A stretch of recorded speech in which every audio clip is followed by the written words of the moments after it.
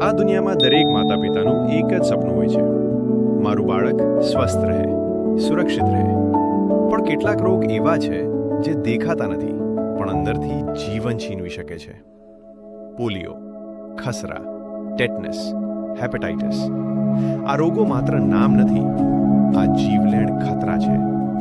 અને એ ખતરાથી બચાવ છે એક નાનું રસીકરણ. રસીકરણ એટલે જીવનની ઢાલ, રોગ સામે રક્ષણ અને સ્વસ્થ ભવિષ્યની ખાતરી.